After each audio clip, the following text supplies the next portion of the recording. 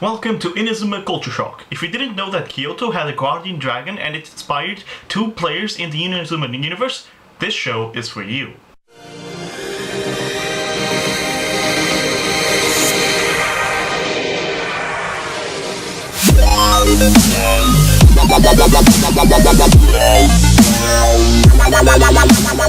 In this episode of Inazuma Culture Shock, we're gonna tackle Seiryu, the Azure Dragon. Seiryu is one of the four symbols of the Chinese constellation. It represents East, the color blue, the season spring, and the wood element. In Japan, it's one of the four guardian spirits that protects Kyoto. This dragon is also known as the Azure Dragon due to its blue color, and is often depicted by the media as a dragon that uses wind or ice as its main source of attack.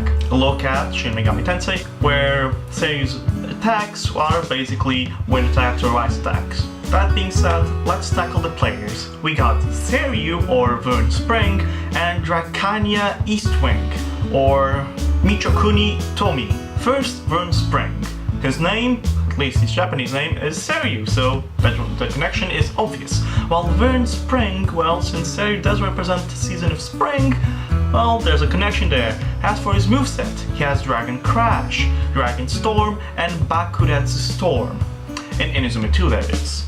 Dragon Crash is pretty obvious. It has the wood element and has a dragon involved in it. As for Dragon Storm, it has a dragon involved in it, but its element is fire. And for Bakuretsu Storm, yeah, that's kind of a difficult one.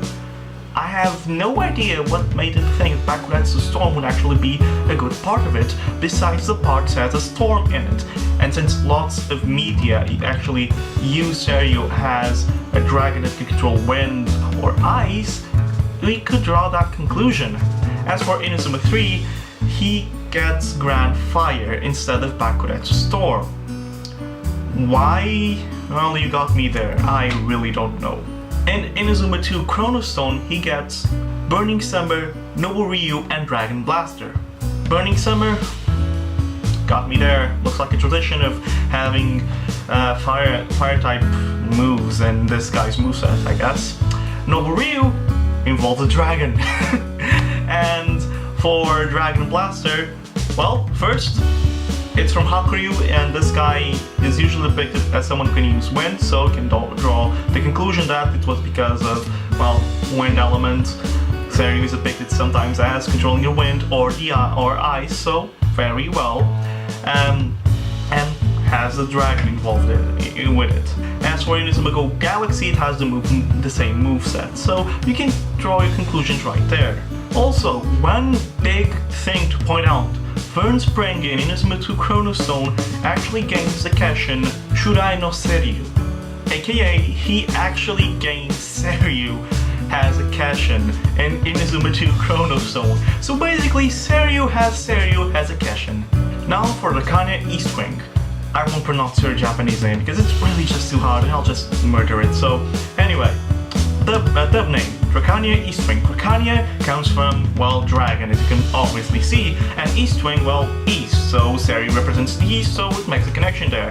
As for a Japanese name, a literal translation, I think Ryucario for this. Her literal translation means beautiful blue east. East, Seiryu, blue, Azure Dragon. Beautiful, yeah. I don't know. That's where you got me. I have no idea why they call it Beautiful Blue East. As for her moveset, moves, not counting skills, she has White Blade, aka Frosticle, and Whirlpool, aka Sargasso. Now White Blade, Ryucario actually helped me in this one. First, the non-Ryucario version. Seiryu is sometimes depicted as being an ice user. Very well, there's a connection.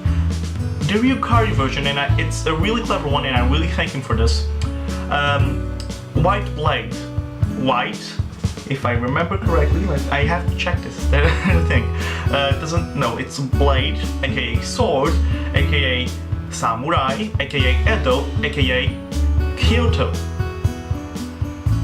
It's not that hard actually, and it was it's a pretty obvious comparison if you know the facts, because Kyoto has some connection with the Edo period of Japan, which samurai inhabited in it. As for Sargasso, since Kyoto is located in Japan and Japan is an island, we can make a connection that it's a reference to how Japan is an island and it's in the middle of the water. And that's pretty much it, actually.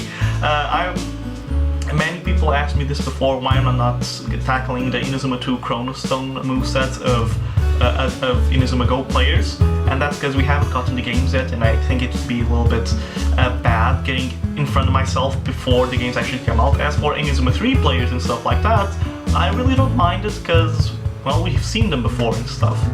And these players are new, they're just fresh. Anyway, hope you guys enjoyed this episode, hope you guys enjoyed the way it was presented. If not, leave a comment down in the comment section below. If you did like it, also leave a comment in the comment section below, tell me why you liked it and all that good stuff.